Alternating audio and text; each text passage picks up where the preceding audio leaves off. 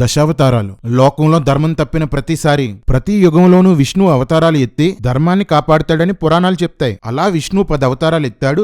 అవే దశావతారాలు అంటారు. పురాణాల్ని దశావతారాలు ఏంటి అని అడిగితే ఒక పురాణంలో బలరాముణ్ణి దశావతారాల్లో ఒకడని చెప్తే ఇంకో పురాణం అసలు బలరాముడు విష్ణు అవతారమే కాదని చెప్తుంది. కృత, త్రేత, ద్వాపర అనే 3 యుగాల్లో కథలన్నీ ఒకే రకంగా జరుగుతాయి. మాయమంత్రాలు, రాక్షసులు, వింత వానరులు, రకరకాల అవతారాలు, ఇతర లోకాల వారు భూలోకానికి రావడం ఇలాంటివన్నీ ఉంటాయి. కానీ మన కాలంలో ఇందులో ఏ ఒక్కటి ఉండదు. ఎందుకంటే మన కాలం మాత్రమే నిజం, మిగతావన్నీ బ్రాహ్మణిజం, బాపన కల్పితం.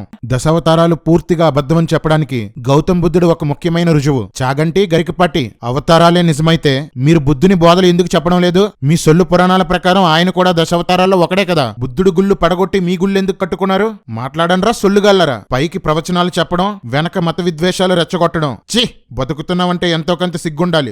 బుద్ధుని కోసం మీరెందుకు మాట్లాడరంటే బుద్ధుడు వేదాలను తిరస్కరించాడు, బహుదేవతారాధనని ఖండించాడు, విగ్రహారాధనని ఖండించాడు, యజ్ఞాలు పశుబలులు నిషేధించాడు, నిరాడంబర జీవితం, కోరికలు చంపుకోవడం కోసం బోధించాడు. అప్పటి వరకు హిందూ భూత పురాణాలు విన్న ప్రజలు బుద్ధుని యొక్క బోధలకు ఆకర్షించబడి హిందూ మతాన్ని వదిలేసి బౌద్ధ మతాన్ని అనుసరించడం మొదలుపెట్టారు. బ్రాహ్మణులు తమ ఆధిపత్యాన్ని, అధికారాన్ని, కానుకల్ని కోల్పోయారు. అణచబడిన బ్రాహ్మణులు బుద్ధిజం మీద కక్ష కట్టి బౌద్ధ మతాన్ని తొక్కడానికి అవతారాలు అనే ఒక కాన్సెప్ట్ ను తెచ్చి కొన్ని పురాణాలు, రామాయణం, భారతం లాంటివి రాసి మరలా భారతదేశ ప్రజల్ని విగ్రహారాధనలో ముంచడం మొదలుపెట్టారు. అయినా అనేకులు బుద్ధుణ్ణి అనుసరించడం వలన దశావతారాల్లో బుద్ధుణ్ణి కూడా కలిపేశారు. రే మతోన్మాద కుక్కల్లారా, నా ప్రశ్నలకు సమాధానం చెప్పండి. బుద్ధుడే విష్ణు అవతారం అయితే కలియుగంలో విష్ణువు బుద్ధునిగా అవతరించి చెప్పిన బోధలు మీరెందుకు పాటించడం లేదు? భగవద్గీతకిచ్చినంత ప్రాధాన్యత బుద్ధుని త్రిపీఠకకు ఎందుకు ఇవ్వడం లేదు? మీ సొల్లు పురాణాల్లో బుద్ధుని బోధగల త్రిపీఠకను ఎందుకు చేర్చలేదు? ముందు యుగాల్లో కామంతో రగిలిపోయిన విష్ణు అవతారాలు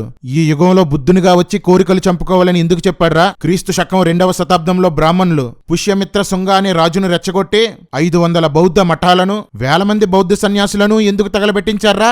ఆ తర్వాత 300 సంవత్సరాల పాటు బౌద్ధుల్ని దారుణంగా ఎందుకు చంపారా? ఎందుకురా వాళ్ళను దేశ బహిష్కరణ చేశారు? ముస్లింలు దండెత్తి మన రాజులను ఓడించి హిందూ దేవాలయాల్ని కూల్చారని సినిమాలు తీస్తున్నారు. మన రాజులే మన ప్రజల్ని దారుణంగా చంపి బౌద్ధ మఠాలను కూలగొట్టి బుద్ధ విగ్రహాల స్థానంలో బాపనోలు కల్పించిన అవతారాల బొమ్మలు పెట్టారు కదా, దాన్ని సినిమాగా ఎందుకు తీయరు? మీకంటే బలహీనుల్ని చంపి వాళ్ళ దేవాలయాల్ని కూల్చడం ధర్మం అయితే మీకంటే బలవంతులు మీ మీద దండెత్తి మీ దేవాలయాల్ని కూల్చడం కూడా ధర్మమే. అహింస అహింస అనే వాళ్ళని అన్యాయంగా చంపడమరా సనాతన ధర్మం అంటే?